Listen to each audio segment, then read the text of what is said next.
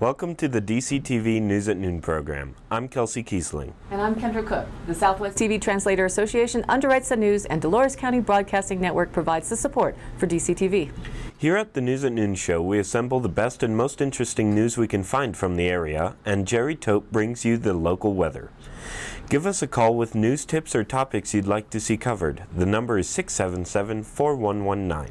We appreciate that you're watching DCTV. Today's show is live on Monday at noon and rebroadcast at 2:30 and 8 p.m. and again re-aired on Thursday at noon, 2:30 and 8. Today is the second annual National Dumpling Day as well as National Pancake Day, in case you wanted to know. So here's the news for September 26, 2016. According to local accounts, Dove Creek resident Scott Doré was intentionally run over by a man in a black Jeep with Utah plates after a brief encounter at the Superette early Friday evening. Michael R. Harris was arrested on felony charges of vehicular assault and brought to Montezuma Jail following the incident. Eyewitness accounts told DCTV News that Scott had parked his motorcycle at the Superette, and while walking by a black Jeep, alleged vicious dogs extended their heads out the window, loudly and aggressively barking. Mr. Doré then went into the store where he asked out loud who had the dogs. After a second inquiry, a man responded that they were his, and an argument ensued. Mr. Doré left the Superette on foot to cross the highway and go into the dollar store to find what he was looking for. Meanwhile, accounts from witnesses at the Superette said the other man went outside to his Jeep and waited until Scott had started to walk back across the road. At this point, he accelerated his Jeep directly towards Scott, who avoided initial contact and then began to take photos of the vehicle with his phone. The Jeep was seen doubling back and on his second pass struck Mr. Doré and ran over him and then stopped and awaited police to arrive. He was questioned and taken to jail with the investigation still ongoing. We were told Mr. Doré suffered minimal injuries, stitches to his head, and is home recovering. According to the Durango Herald, the most likely cause of death of a Pagosa Springs man whose remains were found in a remote area of the San Juan Mountains last month was a gunshot wound to the head, authorities said Thursday.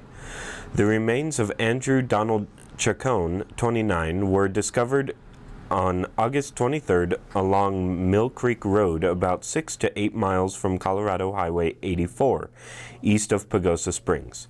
Archuleta County Sheriff's Office Undersheriff Tonya Hamilton said an autopsy found he likely died from a gunshot wound to the head, but until more of Chacon's remains are found, investigators can't determine that with 100% certainty. We found a few other remains, but not very much, Hamilton said. We will be having cadaver teams come out to search the rest of the area to hopefully find what we missed with the naked eye. Hamilton said it's too early to say whether the gunshot wound was self-inflicted or a result of foul play, and that the investigation is ongoing. She said investigators believe the remains were in the forest for at least a year. Hamilton said Chacon's family suspected the 29-year-old was missing, not having heard from him in some time, but they had not officially reported him as a missing person. Hamilton said there was more than one occasion when Chacon was an inmate in our facilities, but she said there doesn't seem to be a link between his prior convictions and his death. Hamilton did not have information on the previous charges immediately available. Standing for Standing Rock in North Dakota continues to gather supporters from across the country and right here in our neighborhood. According to the Durango Herald, Southern Ute tribal member Shelly Thompson took a carload of blankets, jackets, and other supplies last week to the thousands of Native Americans camped out on the Standing Rock Reservation in North Dakota in protest of a controversial oil pipeline.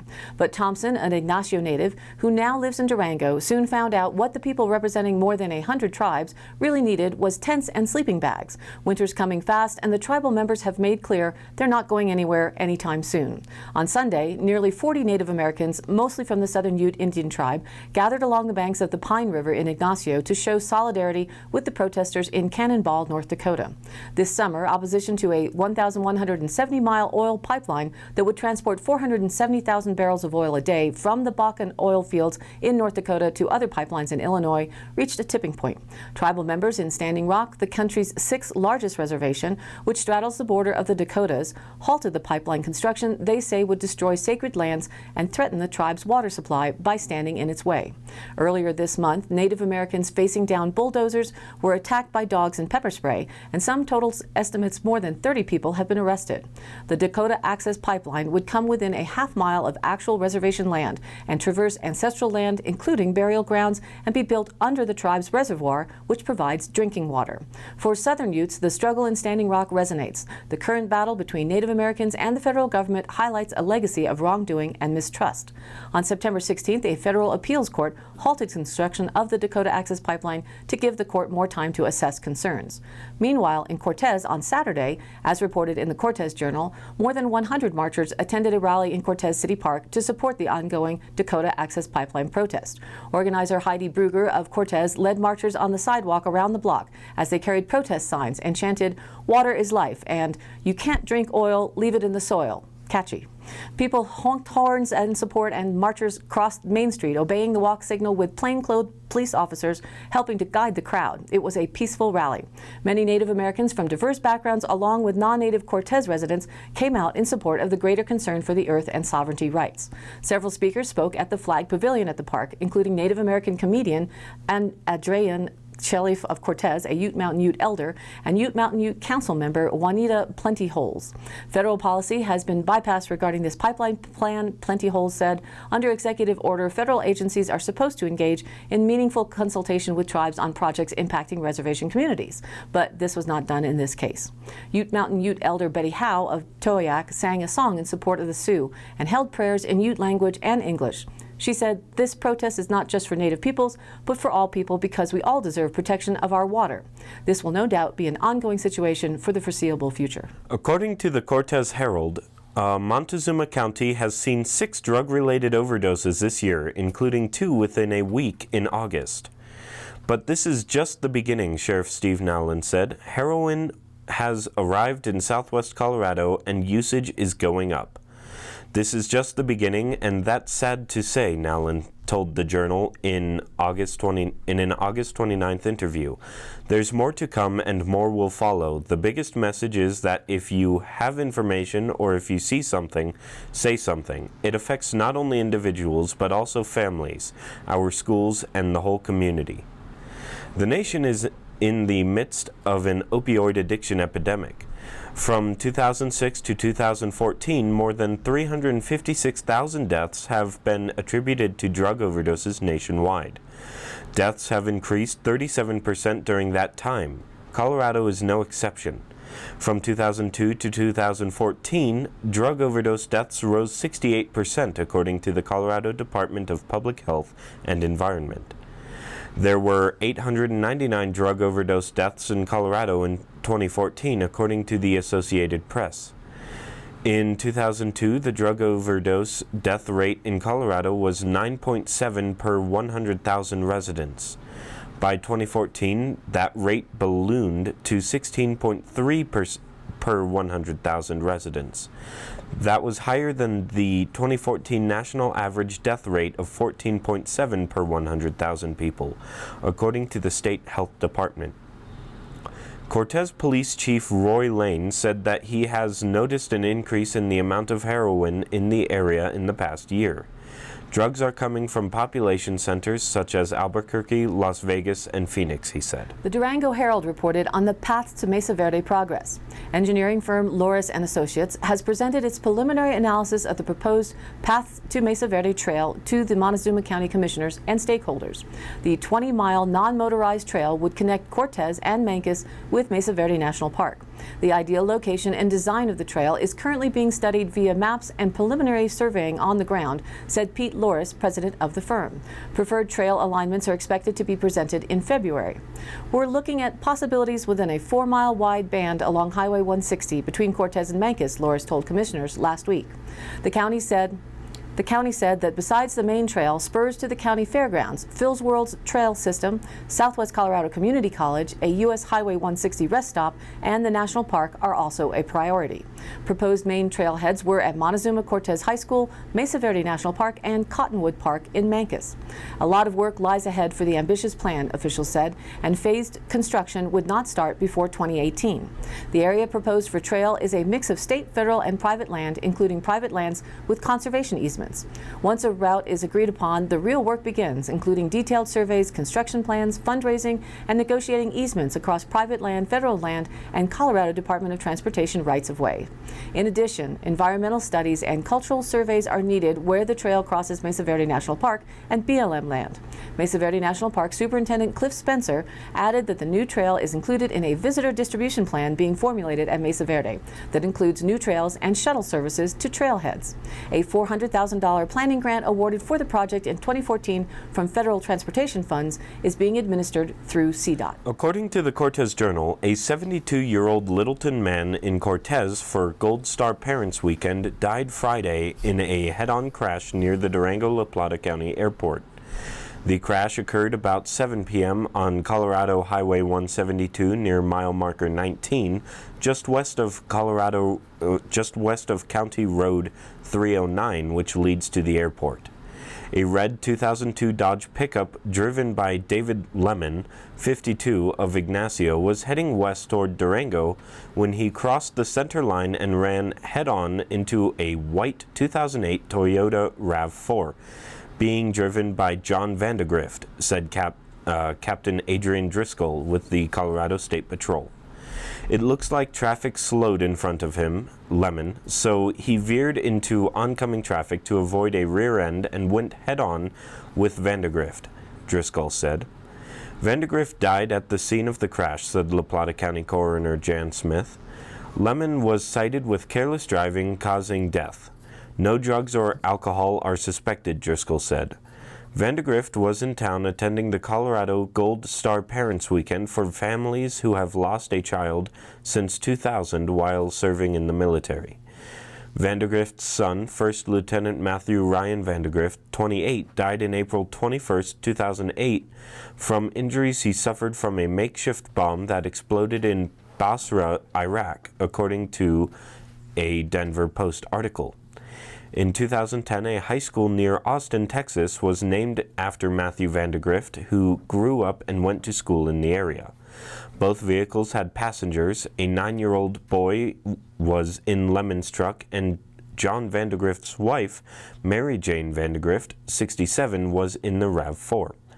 Neither passenger suffered life-threatening injuries. Everyone involved wore seat belts except for Lemon, Driscoll said. The highway was closed from 7:40 to 9:24 p.m., according to a spokeswoman with the State Patrol in Denver. And now here's our weather report. Today's curiosity question is this: did anyone in Dolores County get freezing temperatures last Friday or Saturday night? If you did, call us. The warming trend that started yesterday will continue today, and tomorrow will add another 2 to 4 degrees. For Wednesday, there is confusion, as once again the computers are disagreeing on the forecast regarding the onset of our next possible moisture. Some say clouds will move in, and some say the moisture will stay to the west and move north of us. And those of you that follow the weather on your smartphones or the internet more than 48 hours out will see the 7-day to 10-day chart showing moisture beginning to arrive Wednesday and end by the weekend. I choose to wait today to be convinced about the time of the onset of that moisture. Anything beyond 72 hours for the Four Corners area is still up for grabs right now. By tomorrow, there will likely be a better understanding. The weekend and beyond are also uncertain, as some say more moisture will follow and some say another warming trend. It's just too iffy to bother with until we have some stronger indicators. In the national weather, that great sweeping curve starting in the upper center of our border with Canada in Minnesota, going southeast to Michigan's Palm, and then sweeping southwestward through mid-Texas and just about halfway up in New Mexico and Arizona, shows the story of the high pressure north and west of that line that we now enjoy in the Four Corners It dominates about 2/3 of the country. East and south of that big curve is where almost all the action is. Rains and thunderstorms over the eastern and southern third of the country, with some just southeast of the Texas Big Bend country, strong enough to make flash flooding possible in that area. From the Great Lakes area to the top of Maine's Hat to Brownsville, Texas, El Paso, Tucson, and Needles, Arizona, all rainy. Looking for just where that big bubble in the west will pop is to be announced tomorrow. Early, the 5-day forecast call for high temperatures in the lower half of the 70s and lows that will range from 39 to 44 degrees. Beyond temperatures, let's just wait till tomorrow for patterns to strengthen. For the week of September the 18th to the 24th, the CO2 content in the atmosphere averaged 400.87 parts per million. Week before last was 401.33 parts per million. The same time last year was 397.31 parts per million, and in 2006 at that time it was 378.61 parts per million. Now back to the news. According to the Cortez Journal, a jury found a Montezuma County rancher guilty of shooting and killing his neighbor's 2,000-pound Charolias bull this week. Scott Klassen, 58, was convicted on one count of theft of an agricultural animal, a level 4 felony, in Montezuma District Court with Judge Todd Plew presiding. The maximum sentence for the charge is 6 years in jail, and a sentencing is set for 10:30 a.m. Monday. On May 25, 2015, Klassen shot a bull owned by Robert and Eileen Holiday after finding it on his property near the 14,000 block of Road 27. On the witness stand Wednesday, Klassen testified that he shot the white bull out of necessity. Quote, "I shot the bull because it was charging me," he said. The bull had breached a fence and was breeding with some of Klassen's Black Angus cows, he said. Klassen already had one white calf which he could not sell according to police documents. It was not the first time the bull had jumped the fence according to the documents. Colorado's fence out law states that if a rancher maintains a lawful fence, he or she may recover damages for trespass from the owner of any livestock that break through the fence. It's legal to take custody of livestock found trespassing, but a landowner must notify the brand inspector and sheriff if he or she does so. Klassen picked up his .30-30 rifle and walked out into the pasture with his stepson, Brandon Connor, to try to get the Charolias away from the rest of the Klassen herd, according to testimony. Later, Klassen shot at the bull 3 times and killed it in 911 calls, and during the trial he admitted to killing the bull. Defense attorney Cameron Sechrist argued throughout the trial that his client was faced with a choice of evils. Klassen didn't want to shoot the bull and felt bad about the act, but he was forced to kill it to save his own life. "We don't have any apology for killing the bull because it was a necessity," Sechrist said.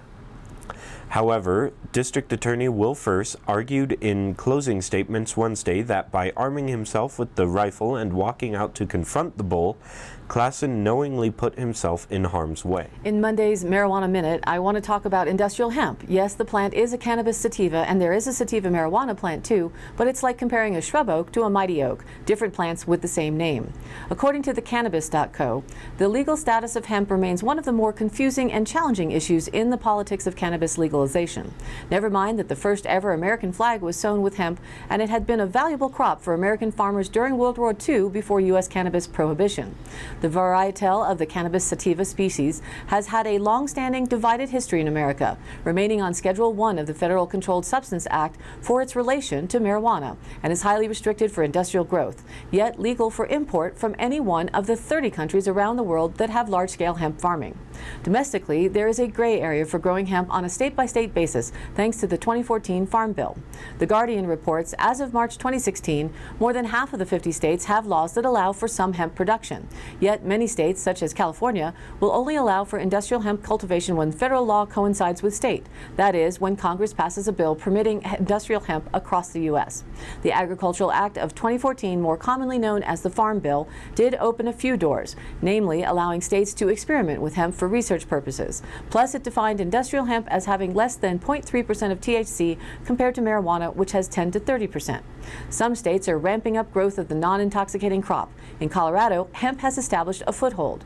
2 years ago, Colorado cultivars Rick Trojan found a wild hemp plant growing on the side of the road in the northeast part of the state near Eaton, and has since turned it into one of the largest operations in the country, with plans to plant between 1,500 and 2,500 acres, more than all of the Colorado hemp planted in 2015.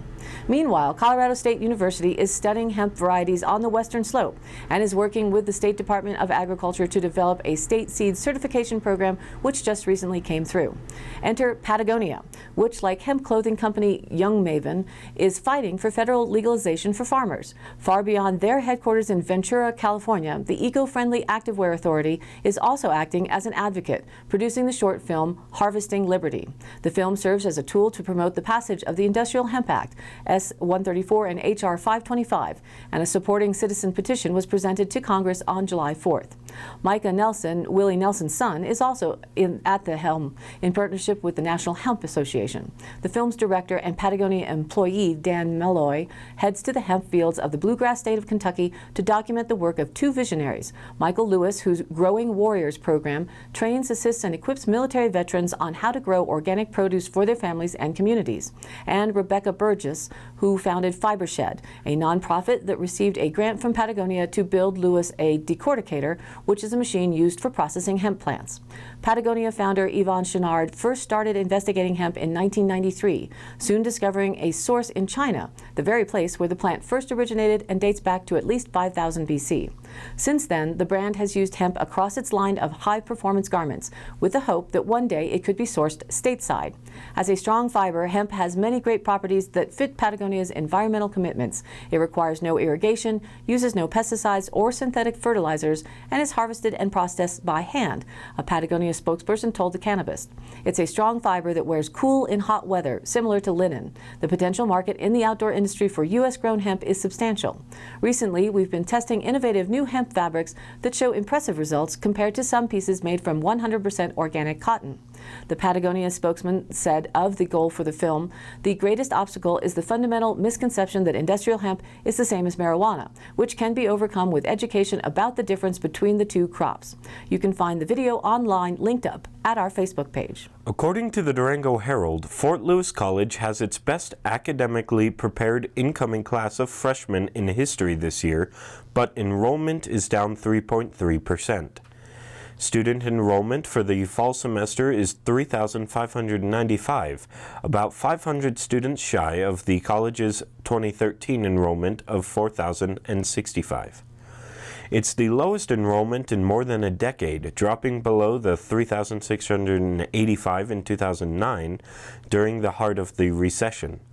The college had budgeted for a lower enrollment in 2016-17, but fewer students means a financial hit for the college.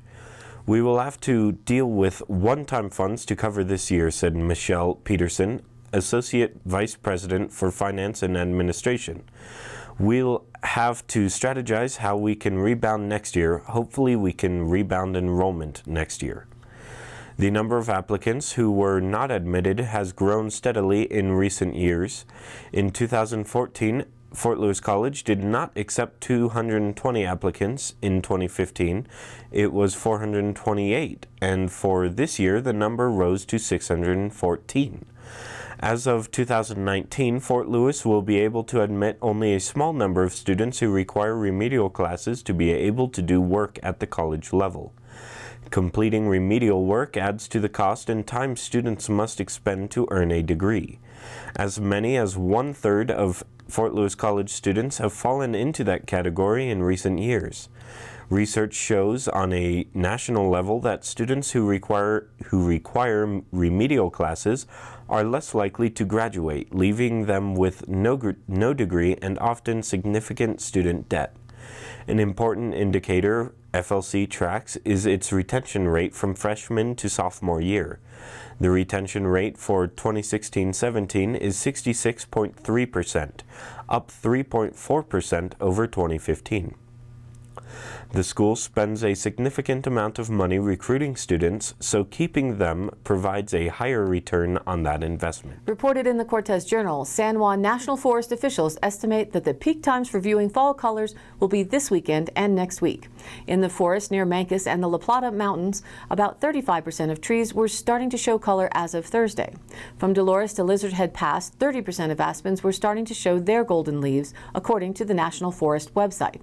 The Forest Fall Color Report, updated weekly, is available online. More updates are available via the San Juan National Forest Twitter account at SanJuanNF.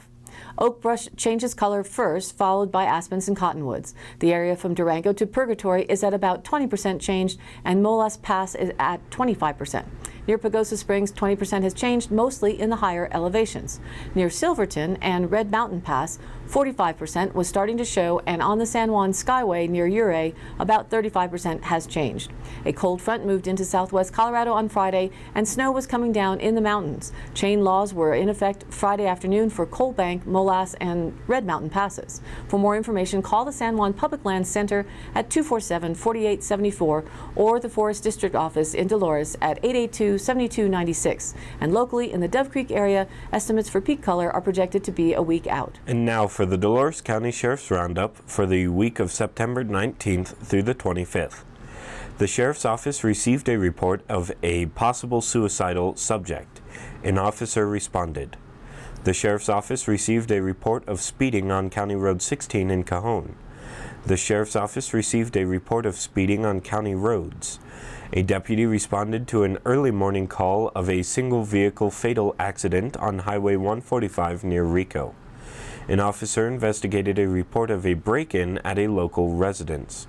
That's it for today's Roundup. Stay tuned tomorrow for more updates. For today's High Country happenings, Thursday, October 13th, the 6th annual Pretty in Pink fashion show at Four Seasons Greenhouse and Nursery on CRP near Dolores will open their doors at 6:30 p.m. The show starts at 7 p.m. Tickets are required. General admission is a $20 donation, and VIP front row seating is a $35 donation. Buy tickets at Love on a Hanger, Salon Serenity, or at the door. All proceeds benefit the Women's Cancer Coalition. Enjoy silent and live auctions, dancing performances, fashion tutorials, complimentary dessert, and a cash bar.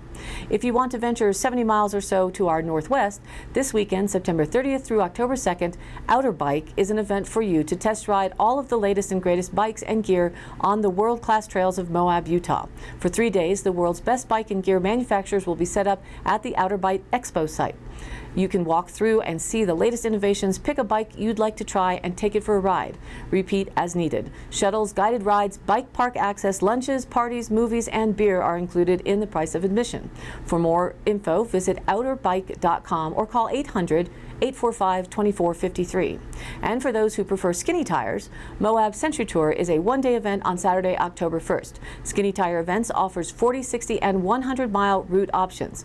Ride in the Wild Wild West through Dead Horse Point State Park, and the Colorado River Corridor. Ride alongside towering red rock walls outlining the Colorado River. Enjoy lunch at the Earth's Edge overlooking Canyonlands National Park and the Colorado River 2,000 feet below. There will be live music, beer, cycling icons, and great food awaiting you at the post-ride party. For more info, visit skinnytireevents.com or call 435-260-8889. And in my end note for today is the first of the U.S. presidential debates, broadcast on most channels starting at 7 p.m. Mountain Time tonight. Politico writes that Hillary Clinton and Donald Trump are virtually tied here in Colorado, as well as in Pennsylvania, according to CNN ORC polls of the battleground states released on Monday. Clinton and Trump are separated by a single point in both states, well within the margin of error, with Clinton's advantage coming in Pennsylvania, while Trump now leads in Colorado. Trump leads with 42% support, followed by Clinton at 41%, Johnson at 13%, and Stein at 3%. This year in Colorado, it is a mail-in ballot format, and we have been told that the ballots to our overseas military have been sent out this past weekend. You can expect local ballots to be mailed between October 18th and the 21st, so keep an eye out in your mailbox. The state informational booklet has already arrived. It's that blue paper magazine style item in your box that explains the various initiatives and candidates. Check it out or go online to research before voting. For our local race for 2 seats in the county commissioner's office, you'll have a choice to vote for both seats, one of 3 representing District 3 and a challenger versus an incumbent representing District 2. The local Dove Creek High School government class will be hosting a candidates forum the second week in October, and DCTV will be covering the event. More details to come. All of the happenings are posted on our DCTV News at Noon Facebook page, along with the embedded YouTube replays of the show and the exclusive DCTV 5-day forecast. If you have an event, you can email us at dcbnnews@gmail.com or call us at the station at 677-4119, and we'll be sure to get it on air. Thanks for tuning in. A reminder that this program is aired live at noon Monday through Wednesday, then rebroadcast at 2:30 and 8 p.m., and again aired Thursday, Friday, and Saturday in the same order at noon, 2:30, and 8 p.m. each day, respectively. And again, check us out on Facebook. We'd love for you to like us there and spread the word. For Kendra Cook, Jerry Tope, and everyone at DCTV with the News at Noon program out of Dove Creek, USA, I'm Kelsey Kiesling. Thanks for watching. We'll be back tomorrow.